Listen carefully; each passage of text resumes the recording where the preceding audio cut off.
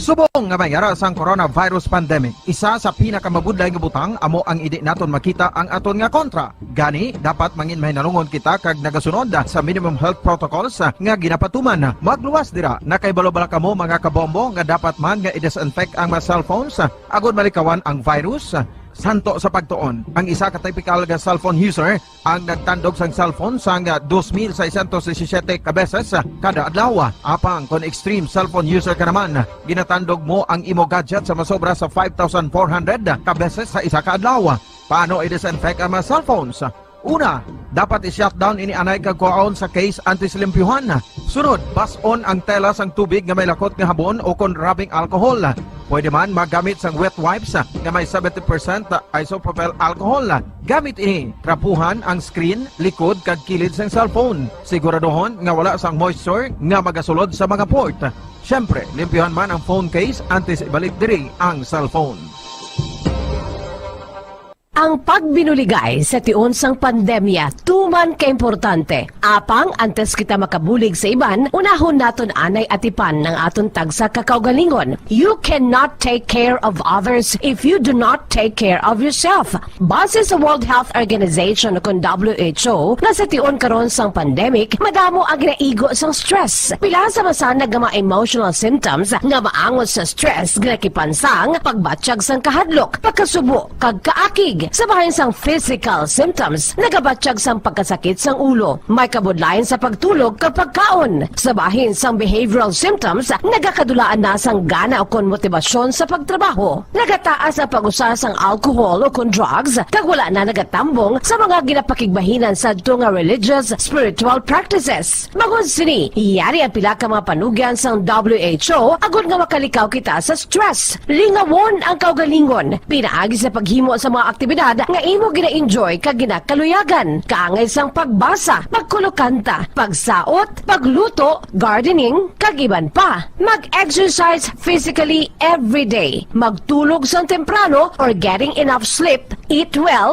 kag ang pinakaimportante sa tanan, magpangamuyo. Mga kabombo, yari si Monsignor Felix Pasquin sang Our Lady of Candles Parish Capitol Heights sa iya imbitasyon sa pag-upod sa Santos nga Misa live sa Bombo Radio.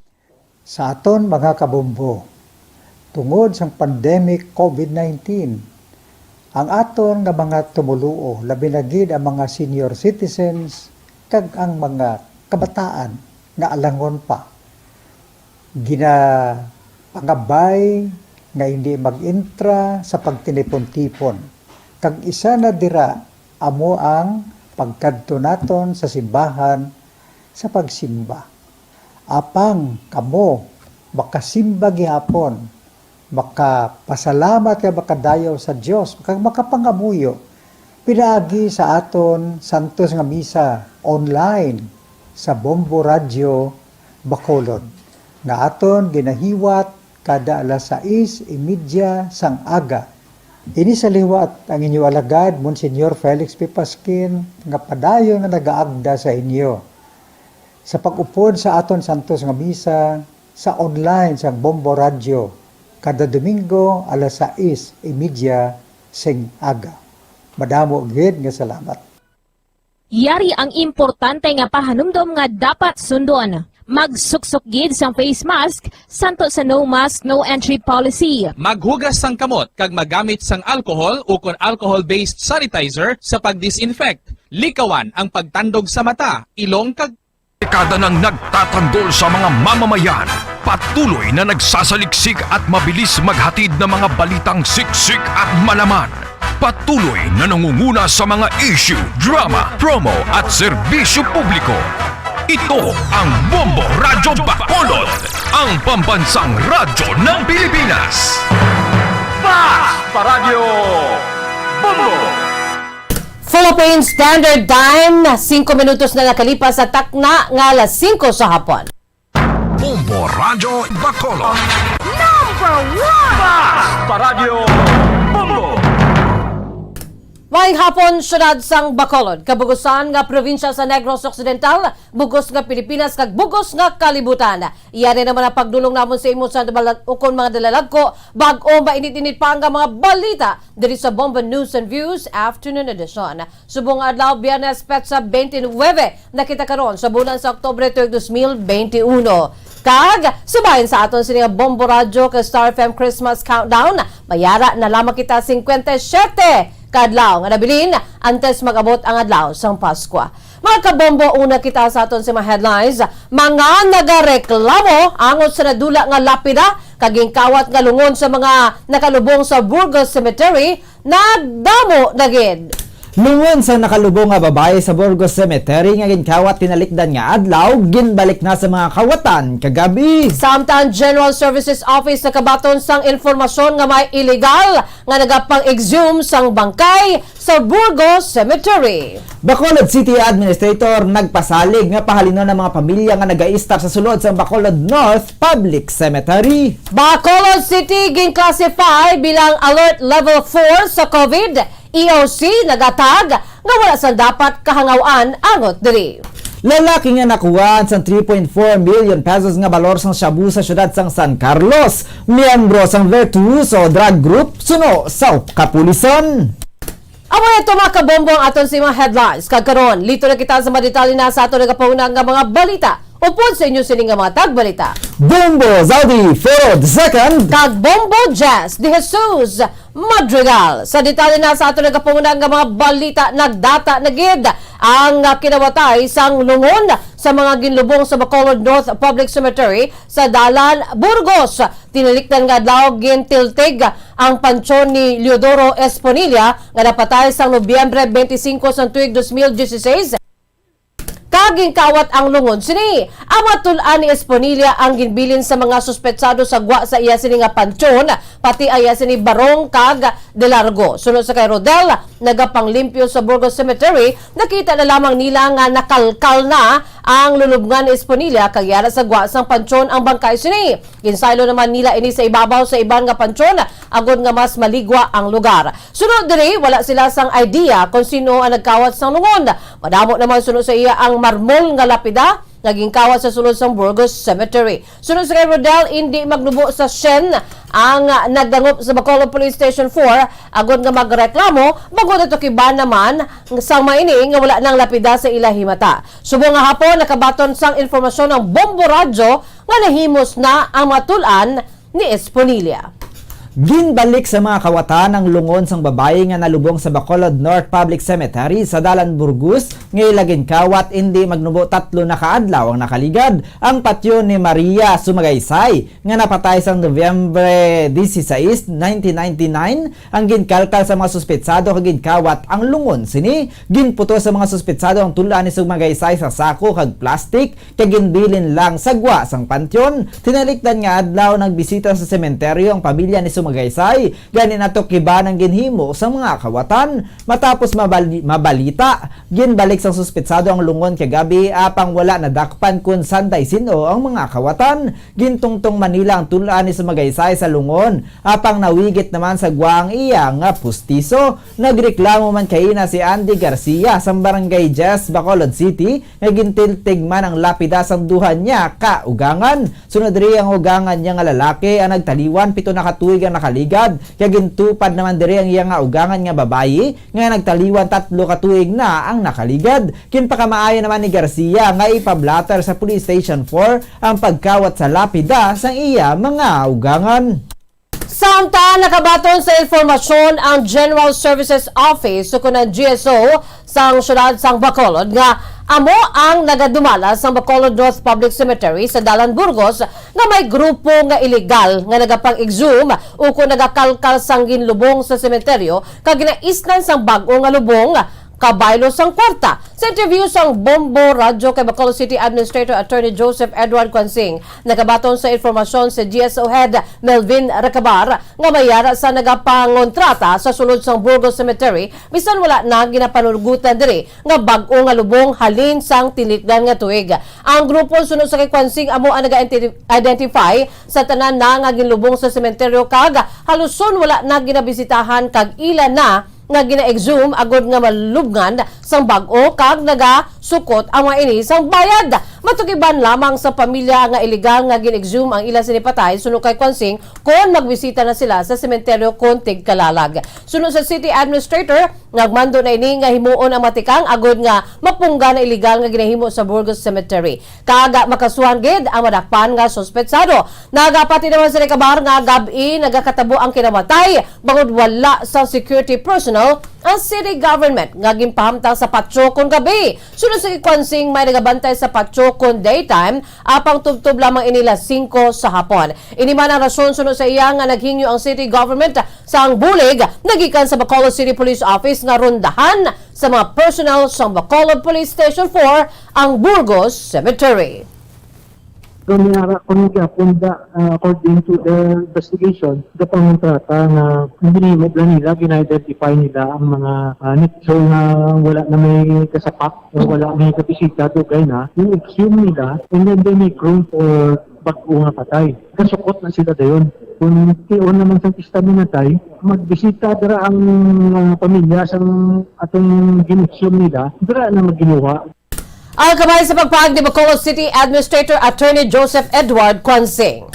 Ginpasalig sang City Administrator sa Bacolod nga pahalino ng mga tawo nga nagapuyo subong sa sulod sang Bacolod North Public Cemetery sa Dalan, Burgos. Sa interview sang Bombo Radio kay Attorney Joseph Edward Kwansing, gin-clear ng patio sang nagpagwa ang Department of the Interior and Local Government o DILG sa memorandum circular sa tuig 2019 nga hawanan ng public roads sa public places nagikan sa obstruction apang sa karon suno kay Kwansing may naga-star naman sa sulod sang Burgos Cemetery. Sa impormasyon nga nakuha ni Kwansing nagikan sa General Service Office, hindi magnubo sa 5 ka pamilya ang naga-star sa sulod sang sementeryo. Bangod sini naghatag na sang instruction si Kwansing sa GSO nga i-identify ang mga pamilya agud niya mapahalin sang City Legal Office. Suna sa City Administrator, hindi dapat pag-istara ng patio. Gani iga-refer ni sa City Legal Office Enforcement Team kag sa bulig man sang punong barangay sang Villamonte agud niya mapahalin ng mga naga-istar sa sulod sang patio.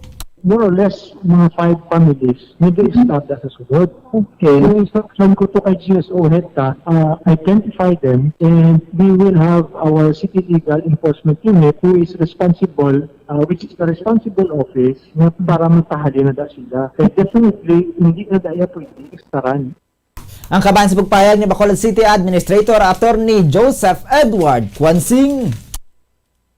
Samtang tubtob las 6 sa gabi nga bukas sa publiko ang Handumanan Public Cemetery kadungan sa uli nga adlaw nga sarang makabisita sa minatay subong nga Oktubre 29 bago sa temporary closure buwas tubtob sa Nobyembre 2.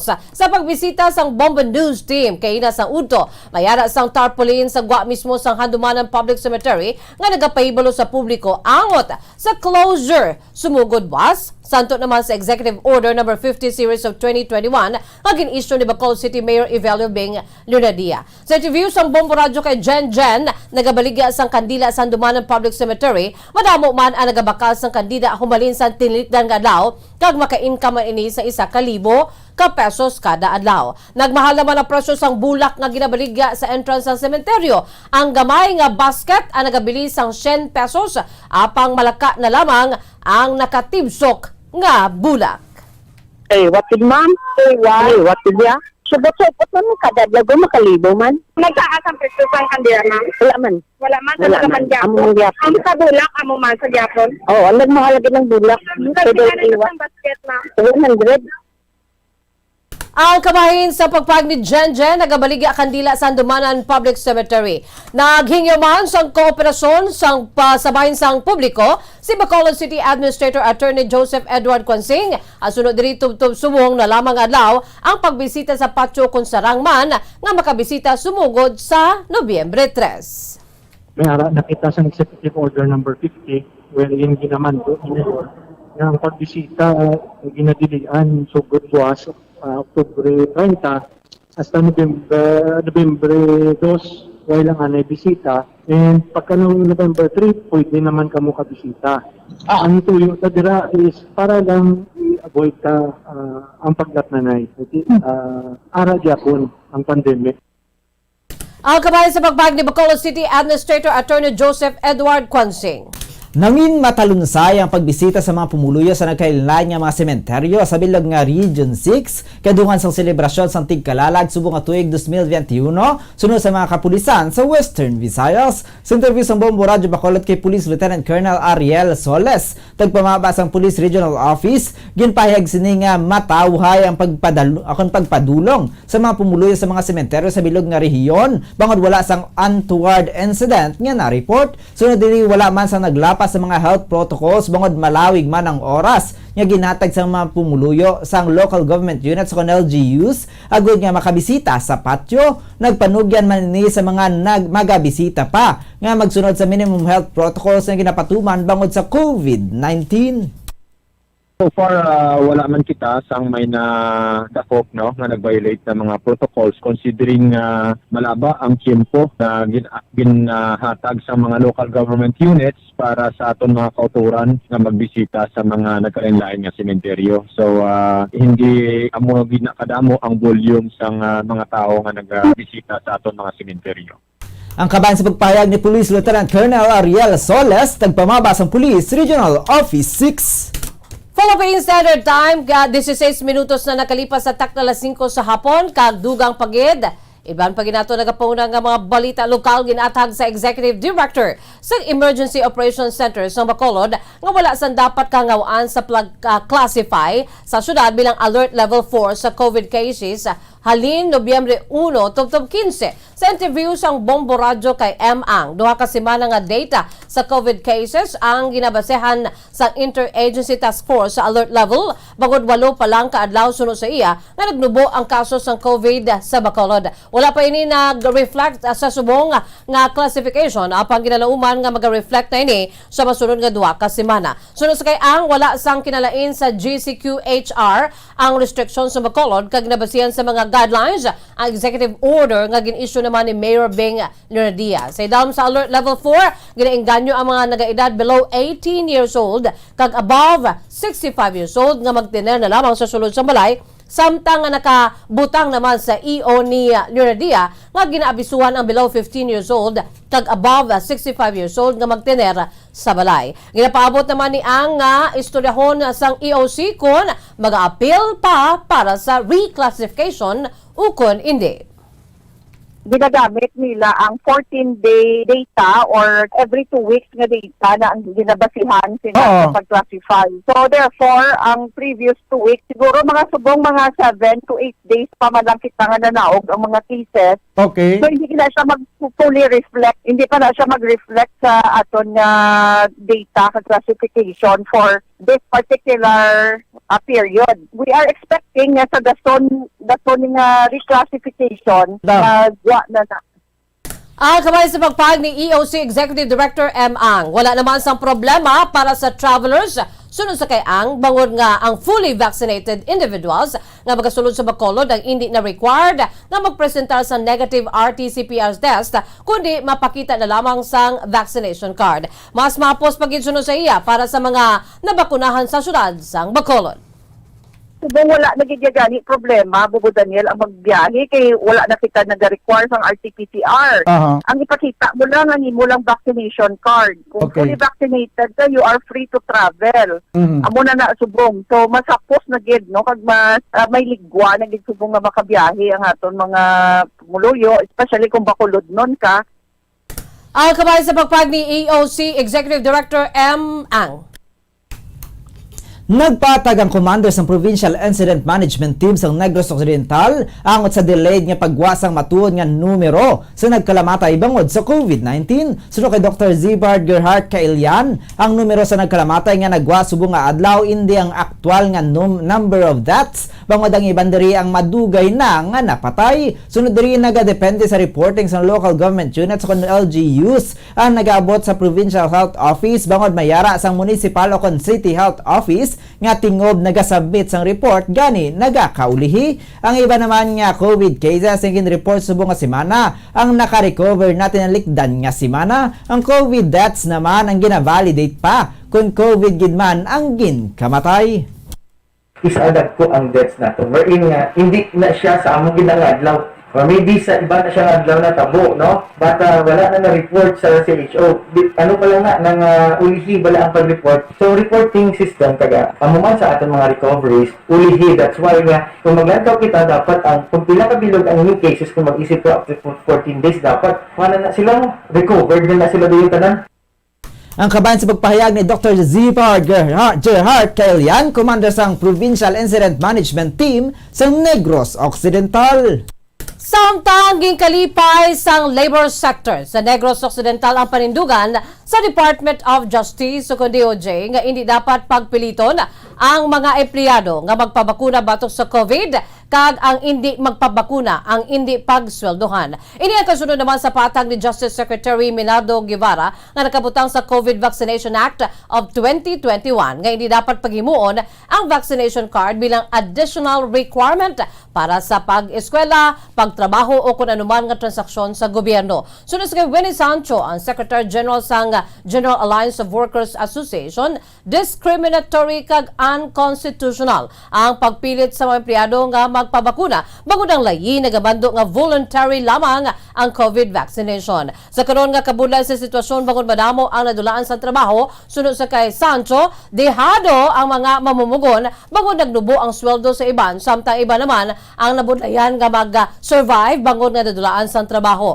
Nakabutang man sa konstitusyon sunod kay Sancho nga mayara sa security of tenure ang empleyado gani ang sinuman nga employer nga magpahalin sang trabahante bangod sa rason nga hindi ini magpabakuna o kung wala na bakunahan ang sarang nga makasuhan sa non-payment of wages for services rendered. Sunod diri sarang man nga mapahangop ang mga empleyado angon sa importansya sang vaccination kag hindi lang pagpiliton nga magpatublo kabaylo sang sweldo. Kung ako abi workers, hindi mo kaya pagsilduhan. Di pa ilan tamang kaya kaso, no? Non-payment of wages for services already rendered. Kag this move, no vaccination, no work, no salary policy, as I have already mentioned, is a threat to the workers' security of tenure. It does not mean na gina-discourage nato ng kuwana ang mga workers na hindi magpa-vaccinate. Ang ara ang gusto nila magpa-vaccinate, di dapat manggid nga magpa-bakuna sila. But ang kamay naman sa pagpahayag ni Gawa Secretary General Winnie Sancho. Kag sa ato na katapusan nga balita, ginkumpirmar sang Deputy Chief of Police ang San Carlos City Police Station nga affiliated sa Virtuoso Drug Group ang suspitsado nga nakuhaan sang kapin 3.4 million pesos nga balor sang suspected shabu sa ginpatigan nga bypass operation sa syudad sang San Carlos diri sa probinsya sang Negros Occidental. Sa interview sa Bombo Radio Bacolod kay Police Lieutenant Ruby Aurita, ginpahayag sini nga ang bypass operation ang ginpatigayan sang joint operation sang PIDEA Region 6 Special Enforcement Team kag PIDEA Guimara sa 5th Street, Margarita Village, Barangay 2, San Carlos City, Negros Occidental. Sunod diri ang suspetsado nga si Emil Mariano alias Nono kag residente sang Burgos Street, Barangay 6, San Carlos City, Negros Occidental ang makatatlo na nga napriso bangod sa paglapas man sa Republic Act 9165 o kon Comprehensive Dangerous Drugs Act of 2002. Suno kay Aurita ulihi nga napriso sang tinalikdan nga tuig sa pareho nga bayolasyon apang nakakuha sang plea bargaining apang nagbalik liwat sa illegal nga negosyo. Nakahunong na ini sa San Carlos City Police Station kay ginahulat na lang nga matapos sang PIDEA ang papeles sagod nga mapasaka ang kaso batak sa suspect nga sa paglapa sa Section 5 kag 11 sang Article 2 sang Republic Act 9165 o kon Comprehensive Dangerous Drugs Act of 2002 ginmandua kon madumduman nga 3.4 million pesos nga balor sang suspected shabu ang nakumpiskar sa mga pulis sa bypass operation nga ginpatigayan sa syudad ng San Carlos diri sa probinsya sang Negros Occidental. Kahapon kapin 500 grams nga suspected shabu ang nakumpiskar sa operasyon sa mga operatiba sang PIDEA 6 Special Enforcement Team kag PIDEA Guimaras. Nakumpiskar sa paghinakop sini ang pila ka mga sachet sang suspected shabu nga nagabugat sang 500 grams nga may market value nga 3,400,000 pesos. Ang motor vehicle, itom nga slim bag, pula nga box kag bypass money kag iban pa nga drug paraphernalia.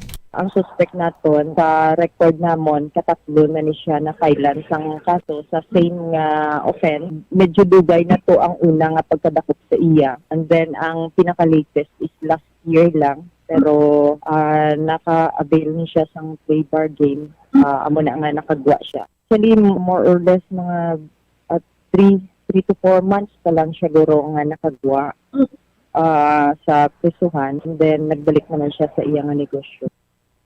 Ang kaban sa pagpahayag ni Police Lieutenant Ruby Aureta, Deputy Chief of Police ng San Carlos City Police Station.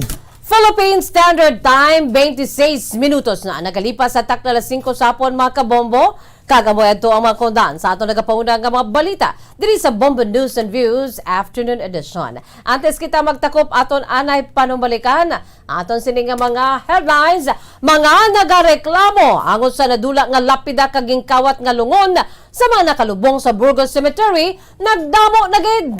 Lungon sang nakalubong nga babayi sa Burgos Cemetery, nga ginkawat tinalikdan nga adlaw, ginbalik na sa mga kawatan kagabi. Samtang General Services Office nakabaton sa informasyon nga may illegal nga nagapang-exhume sa bangkay sa Burgos Cemetery. Bacolod City Administrator nagpasalig nga pahalino ng mga pamilya nga naga-istar sa sulod sa Bacolod North Public Cemetery. Samtang Bacolod City ginclassify bilang Alert Level 4 sa COVID, EOC nag-atag nga wala sang dapat kahangawan angot diri. Lalaki nga nakuhaan sang 3.4 million pesos nga balor sang shabu sa syudad sang San Carlos, miyembro sang Virtuoso Drug Group suno sa kapulisan. Ang boyad tumakabombo ang pagdulong namon sa inyo sa madalalako bag-o mainit-init pa nga mga balita diri sa Bombo News and Views Afternoon Edition. Subong adlaw Biyernes petsa 29 na kita sa bulan sa Oktubre tuig 2021. By the way, sa aton sining Bombo Radio ka Star FM Christmas Countdown, mayara na lamang kita sang 57 ka adlaw, no? 57 days to go before Christmas. Standby ka mo sa masunod nga programa ang Bombo Reports Afternoon Edition. Upo naman sa kay Bombo Dennis Rubica. Kag sa gyapon ini ang inyo nga mga tagbalita. Bombo Zaldy Forro II kag Bombo Jazz Dejesus Madrigal. Para sa pambansang radyo ng Pilipinas, consistent overall, #1 sa Bacolod, Basta Radyo Bombo! Sabay naman sa aton siningan news analysis nga ginpadala sa aton maukon nga tagpalamati, pagabasahon ni Bombo Daniel Elecciones, ini ang may tigulo, krudo kag gasolina. Daw wala untat ang pagsaka sang krudo kag gasolina. Makaluluoy naman ang aton mga driver nga nagapasada. Halos hindi na gani makabatak sang ila arkila, gindugangan pagid ang ila problema. Mintras wala kita sang kaugalingon nga ginakwaan, pagsaka sang gatong hindi ginaton mapunggan. Kabay pa sa mga mailiher nga politiko amo ini ang tutukan. Agon ang paghakroy naton hindi gid matamaan. Mintras ini nga problema hindi sang gobyerno masolusyonan. Ekonomiya ang dako nga mapiktuhan. Balaklon sigurado magasaka naman, ultimo nga ginamos ang presyo kakululbaan. Kabay pa mo na ini ang katapusan nga pagsaka. Kamay posibilidad ang biyahe magalaka-laka. Pagsaka sang gatong hindi nagid masarangan, apektado ang tanan pati aton palangabuyan. Ang ini ang pangunahuna pananawa nagid padala ni Leo Seralbo sang Granville Subdivision, Barangay Mansilingan, Bacolod City. Sa mga tagpalamati isang Bombo Radyo Bacolod, pwede man kamo magpadala sang inyo panghuna-huna kag pananawan sa Bombo News and Views Afternoon Edition. Care of DYWB Bombo Radyo Bacolod, CBS Development Corporation Building, Lacson Street, Mandalagan, Bacolod City. O kung pinaagi man sa email address ang Bombo Radyo Bacolod, bombo_bacolod@bomboradyo.info. Bombo Radyo Bacolod. #1 Paradyo Bombo.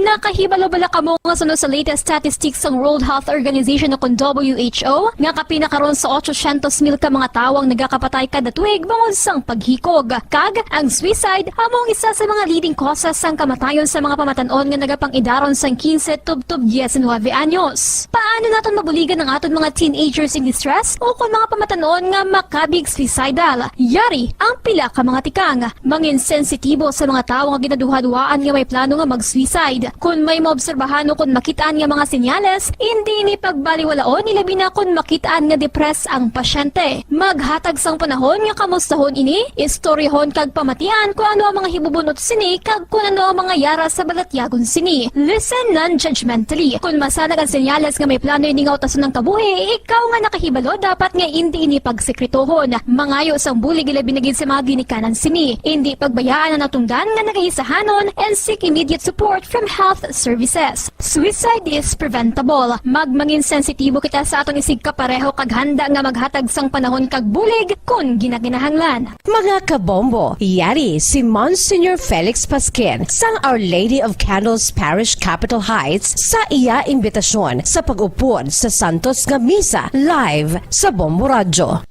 Sa aton mga kabombo, tungod sa pandemic COVID, pagkadto naton sa simbahan,